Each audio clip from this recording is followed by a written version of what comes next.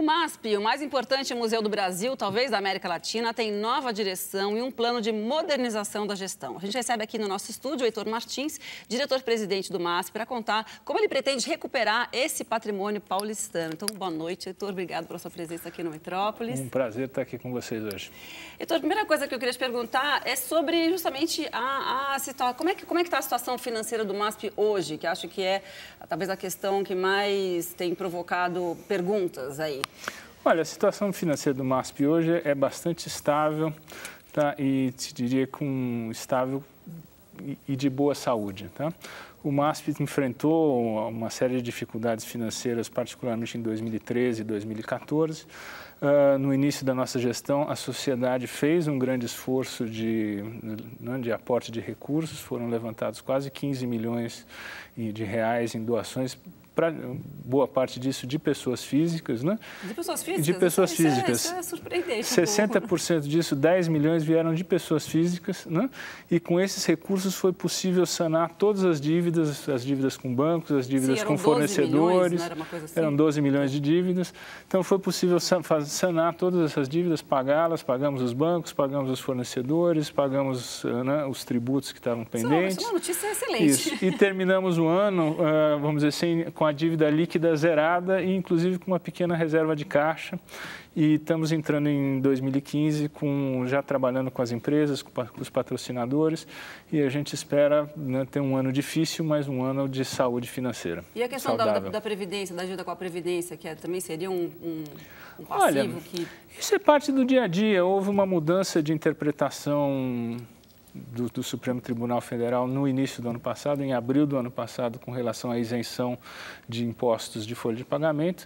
Nós resolvemos, então, nos antecipar e acatar a orientação do Supremo e reconhecer essa dívida e aproveitamos o refis e fizemos o parcelamento dessa dívida. Isso faz parte do dia a dia, não é nada para as pessoas se preocuparem com isso, tá? Que bom.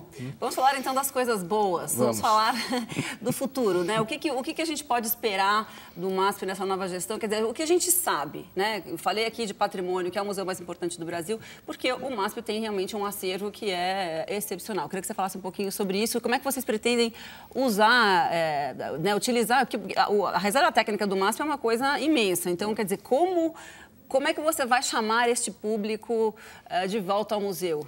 Olha, o MASP tem dois grandes patrimônios, certo? O primeiro deles é o acervo, o segundo é o prédio. O acervo do MASP, acho que poucas pessoas sabem disso, mas é o maior acervo de arte europeia que existe fora da Europa e dos Estados Unidos. Sim. Um país como... Isso é importante frisar. Isso é muito importante frisar. Um país como o Japão, que é um país riquíssimo, não tem um museu que tenha a quantidade de obras clássicas da Europa, né? do Renascimento, do período romântico, do período impressionista, que o MASP possui, né?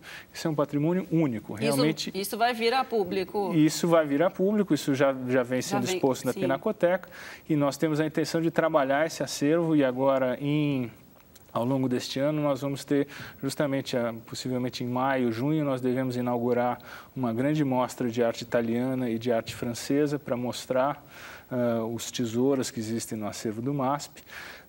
No segundo semestre, possivelmente setembro, final de setembro, outubro, nós vamos reinaugurar a famosa montagem dos cavaletes. Exato, esse vai ser um grande... A gente até trouxe o Silas Martí aqui no começo do ano para falar sobre o que esperar para 2015 em termos de arte no Brasil, e ele destacou, não uma grande exposição, a volta dos cavaletes da Lina Bobardi no MASP. Isso vai ser uma coisa incrível. Os cavaletes deixaram de ser utilizados nos anos 90, né? Então, grande parte da população nunca teve a possibilidade de ver os cavaletes, mas os cavaletes são uma marca registrada do MASP, uma característica muito marcante, porque foi no MASP que, através da Lina Bobardi, que surgiu a ideia de você apresentar obras ícones clássicos, um Botticelli, um Goya, certo? Não numa parede, mas colocados num cavalete de vidro, né? Que é uma apresentação muito radical e que faz com que o MASP seja um museu muito interessante, porque ele, ao mesmo tempo, tem uma visão, vamos dizer, clássica da arte, ele tem um acervo clássico de altíssima qualidade, mas tem um radicalismo e uma modernidade muito grande na forma de exposição, certo? Seja através dos cavaletes, seja no prédio, que é um outro grande patrimônio, que é um edifício ícone da Lina Bo Bardi, uma das grandes obras-primas da arquitetura, eu diria não só brasileiras, mas da arquitetura moderna mundial. Agora, eu li uma coisa que você vai me dizer se está correto ou não. Que vocês pretendem, enfim, atrair de volta, né, o público, de ter essa coisa, essa reaproximação do MASP com o grande público paulistano, né, que passa por São Paulo, sem essas mega exposições que têm realmente levado muitas pessoas à Pinacoteca, como a gente tem visto agora com o Royal Milk, ou no Tomiotaki com o Salvador Dalí, ou Yayoi Kusama, ou até o MIS, que era um museu também que durante alguns anos ele passou assim ficou um pouco quietinho, um pouco discreto, e aí com o David Bowie, com o Kubrick, até o Castelo Rá-Tim-Bum, quer dizer, também levou muita gente. Então, eu queria entender como é que isso vai ser feito. Como é que vocês vão lidar com este público que está acostumado, inclusive, a ir nesses museus de graça, né? Quer dizer, nós não temos nada contra grandes exposições, certo? O que a gente tem, sim, o que nós gostaríamos, sim, é de criar grandes exposições a partir do nosso acervo e a partir da colaboração do MASP com outras instituições, né? Então, nós estamos investindo na exploração do nosso acervo, estamos criando uma equipe curatorial muito robusta para que a gente possa conceber e produzir as nossas exposições, muitas delas feitas pelo próprio MASP, outras em parceria com outros museus no Brasil e no exterior, certo? A nossa ideia é que a força do museu ao longo do tempo está no seu acervo e na sua capacidade de pensar a arte em função do momento, né? O MASP hoje, quer dizer, ele está, de fato, num momento de transição, mas você sente isso, quer dizer, que ele perdeu o protagonismo, porque o MASP é aquilo que eu falei no começo, ele é um cartão postal de São Paulo. É isso, como você falou, parte do patrimônio dele é o próprio edifício. Você sente isso, assim, de que esse protagonismo ele se perdeu? Olha, eu acho que o MASP tem um grande potencial a ser explorado, certo? Ele tem um acervo riquíssimo, belíssimo, que de uma certa forma estava sendo pouco explorado, pouco exibido. A exposição da Pinacoteca permaneceu estática por bastante tempo, né? Muitas coisas não são vistas, não são mostradas já há muitos anos, né? Nós acabamos de tirar para uma exposição as Meninas de Guaratinguetá de Cavalcante, que é uma obra-prima que todos nós vimos e que fazia bastante tempo que não era exposta. Trouxemos o Rochedo, do Cézanne, que também era uma obra, um ícone do museu, que também estava na reserva técnica já há algum tempo, né? Então, acho que o museu tem muito fôlego de trabalho a partir do seu acervo clássico e tem outros acervos muito importantes que são hoje completamente desconhecidos do público, né? O museu tem uma coleção importante de arte africana, ele tem um comodato do que talvez seja a maior coleção de arte asiática no Brasil e na América Latina e que nunca foi mostrado. Ele tem uma coleção de moda, que é uma coleção belíssima de vestidos que foram elaborados nos anos 60 e 70 por grandes artistas brasileiros. Então, tem vestido do Volpi, né? Imagina um vestido desenhado pelo Volpi, certo? E isso está lá mesmo, e faz quase 15 anos que esse acervo não vem a público, né? Então, a ideia é, pelo menos num primeiro momento, trabalhar esses acervos de forma muito mais dinâmica, né? E isso a gente acredita que vai de fato atrair de volta o público, né? Agora, em relação ao preço do ingresso, né? Que o ingresso aumentou agora recentemente de R$15 para R$25, um aumento grande, as pessoas reclamaram. Você acha que isso vai ser um problema, um impedimento? Como é que vocês estão sentindo essa... Olha, o preço do ingresso do MASP é menor do que o preço médio de um cinema em São Paulo, certo?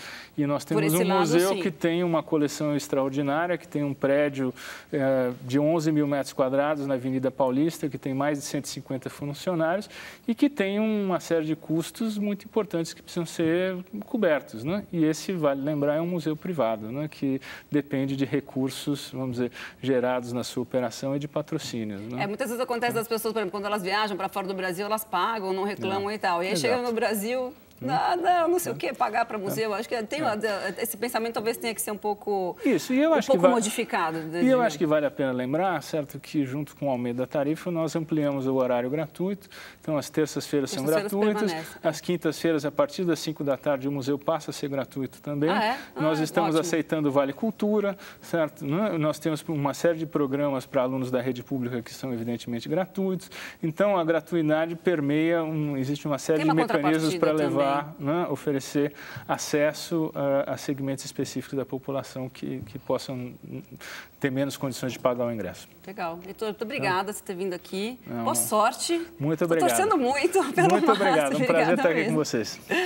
E você também pode participar dessa discussão. Você frequenta o MASP? Do que você gosta? O que você gostaria de ver no museu? Mande sua mensagem para o nosso WhatsApp. O número é o 11 97673 1540. Não esquece de mandar o seu nome completo, a cidade onde você mora. Agora, fala a verdade. Se eu falar o nome de uma novela, provavelmente você vai lembrar da música tema ou então da trilha do personagem favorito, não é? A música popular e a teledramaturgia sempre estiveram muito ligadas na televisão brasileira. E é sobre isso que fala o livro Teletema, uma enciclopédia com todas as trilhas de novelas e minisséries produzidas no Brasil entre 64 e 89.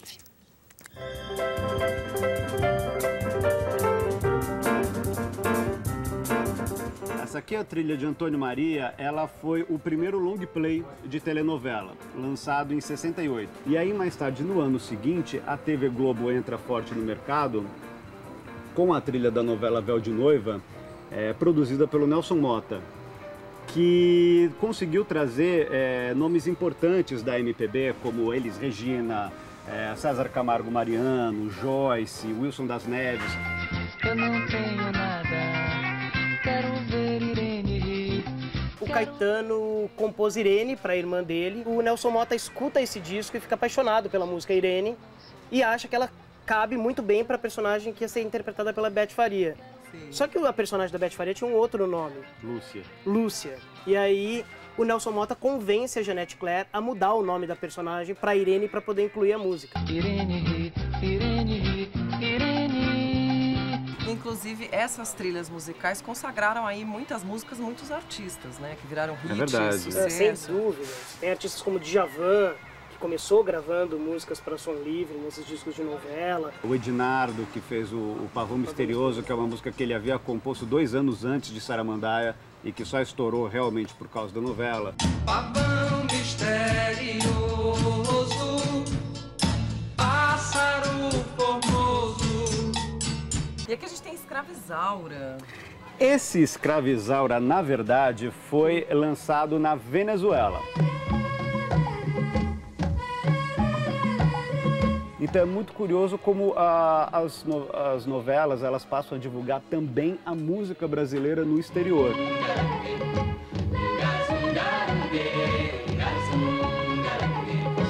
A música é um apoio muito forte para a imagem. O que faz bem para a novela faz bem para a música, porque a música também entra no imaginário popular de uma maneira tão forte que as pessoas são capazes de lembrar dessas músicas até hoje. Não lembro, essa daqui eu lembro, não lembro. Pior que eu não lembro também. Acho que é Saramandaia. Deixa eu ver uma porcina do... É Roupa Nova. É Rock Santeiro? Rock Santeiro. Pelas ruas onde andas, onde mandas todos nós. Desse período que a gente retrata, foi a trilha nacional que mais vendeu. Elba Ramalho diz que De Volta para o Aconchego acabou se tornando a música mais importante do repertório dela, graças à inclusão em Rock Santeiro. O Roupa Nova, a mesma coisa com Dona. Dona do Roupa Nova, oh, é do meu tempo, eu lembro sim. Brasil, mostra a tua cara, quero ver quem paga, pra gente ficar assim. Você lembra quem canta essa música? Gal Costa. Eu amava como amava um sonho. Salvador da Pátria. Salvador da Pátria, você lembra quem canta essa música? Do Montenegro.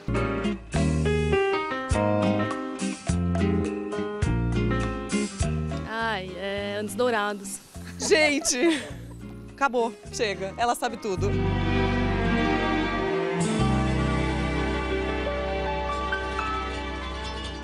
Com a açúcar e com afeto, Thiago Petit está promovendo o terceiro álbum, Rock and Roll Sugar Darling, que foi lançado em novembro do ano passado. E ele está aqui no nosso estúdio para falar do disco, da carreira e, claro, tocar rock and roll pra gente. Thiago, o palco é seu.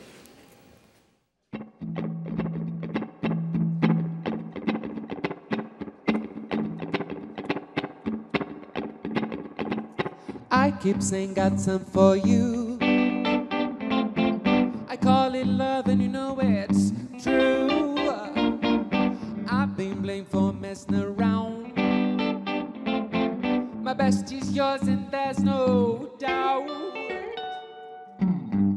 Eu quero ser seu, eu posso ser seu, eu vou ser seu boy. Ou se quiser então, latindo no seu portão, eu quero ser seu cão. Eu quero ser seu, eu posso ser seu, eu vou ser seu boy. Ou se quiser então, latindo no seu portão, eu quero ser seu cão.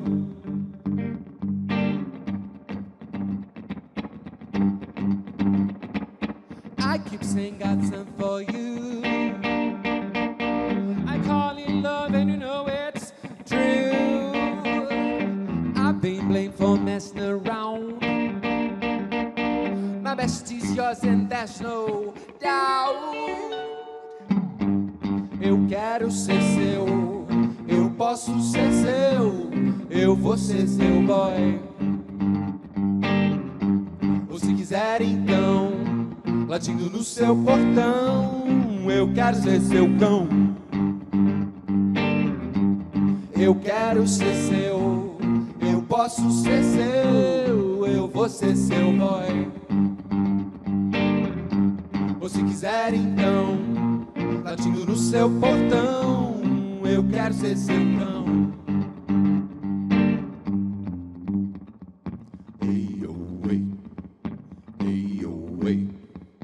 Hey, oh, hey. Hey, oh, hey. Hey, oh, hey.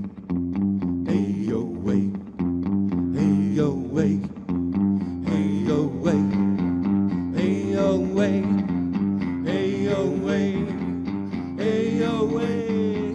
Hey, oh, hey. Hey, oh, hey. Hey, oh, hey.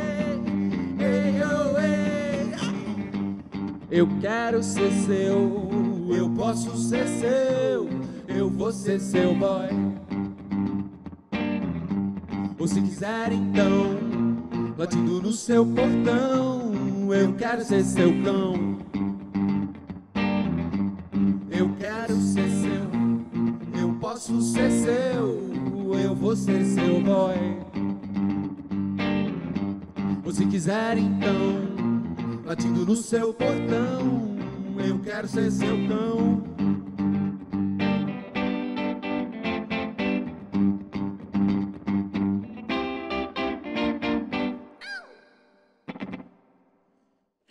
Muito bem, Thiago, Pedro, que bom que vocês estão aqui. Deixa eu mostrar primeiro aqui o CD, esse artigo já em extinção. Tem alguma câmera que pode pegar um closezinho aqui, olha. Do jeito que eu gosto, hein, de papelzinho, não é aqueles plastiquinhos que quebram, me irritam e tal. Tem um encartezinho com ficha técnica e tudo. Thiago, primeira coisa, um disco de rock, me conta isso. Como é fazer um disco de rock com muitas referências americanas nas imagens, nas fotos, nos clipes? Ele é um disco todo de referências clássicas, assim, né? Mais do que americanas ou de rock, simplesmente, né? Ele tem uma... tanto visualmente quanto sonoramente, ele é um disco muito calcado em ícones do rock and roll, do que eu considero rock and roll... aquilo que a gente fala rock and roll, e que é um negócio que já não existe mais, assim, né? Falando nisso, só te interromper, só para te perguntar, porque eu vi você dando uma declaração falando o seguinte, olha, vou reproduzir porque eu escrevi. Que medo. Hoje o rock é machista, misógino, heterossexual e de direita. Você falou isso mesmo? A gente tem uma... Pense que o maior roqueiro do Brasil pede a volta da ditadura. Né? O Lobão, você está falando? Estamos falando do Lobão, que eu toquei, inclusive, que é uma pessoa que eu admiro muito, mas que... para mim isso significa um pouco o lugar onde o rock foi parar, na verdade. Que é isso, um cara que é um roqueiro que pede a volta da ditadura.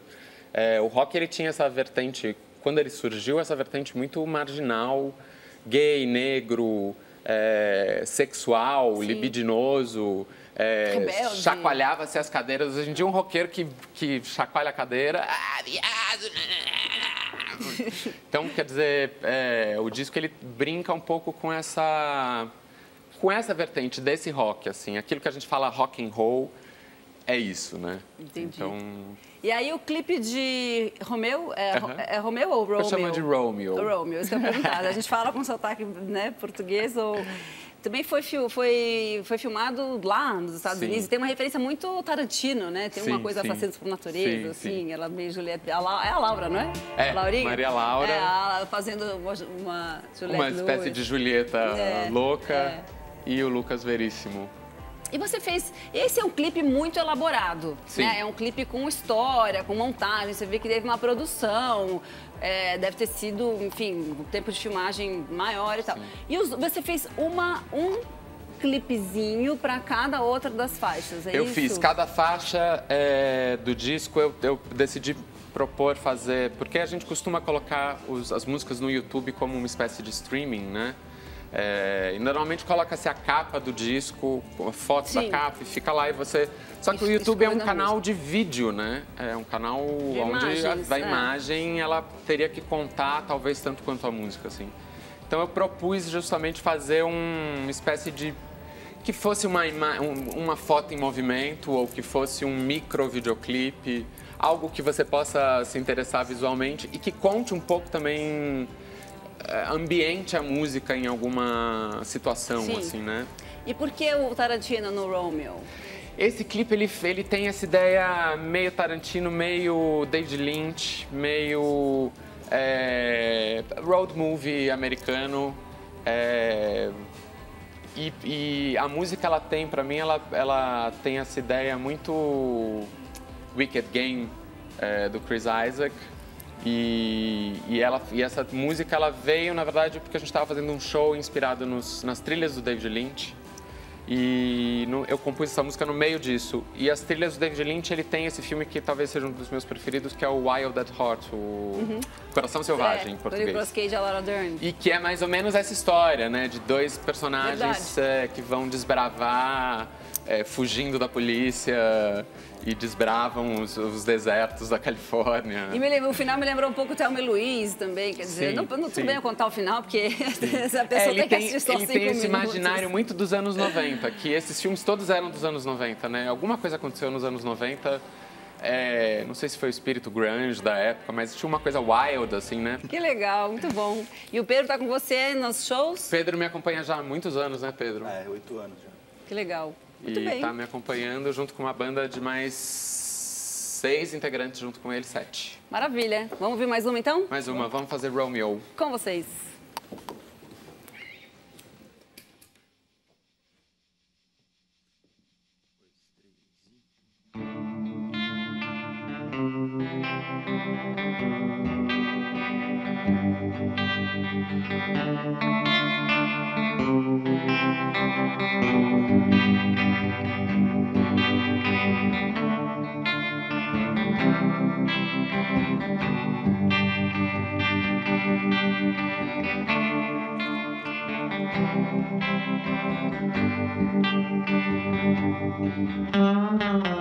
Baby, eu acho foda quando você passa.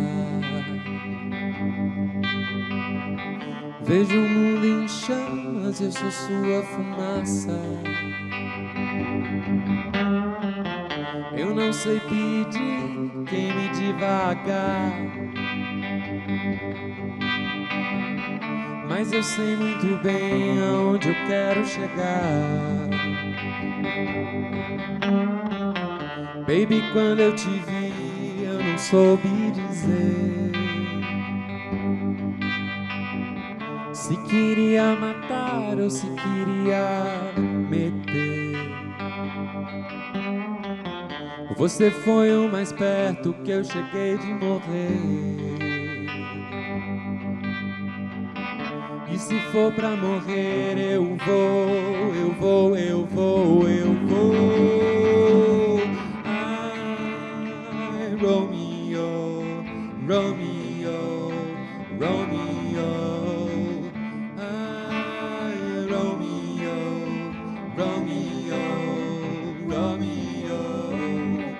Ah, Romeo, Romeo, Romeo. Ah, Romeo, Romeo, Romeo.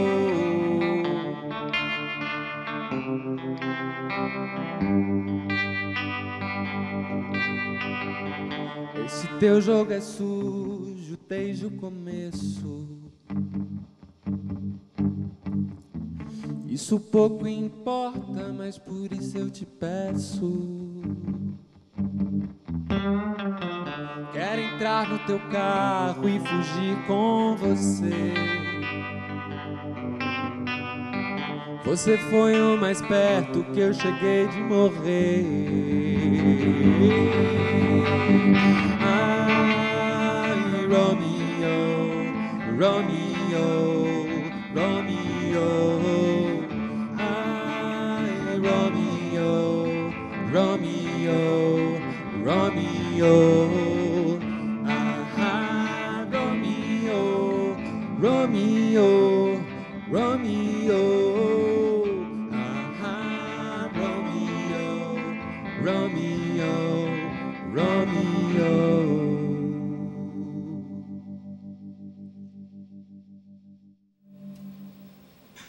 Legal. O Thiago Petit continua com a gente no próximo bloco para as nossas dicas culturais da semana. Até já.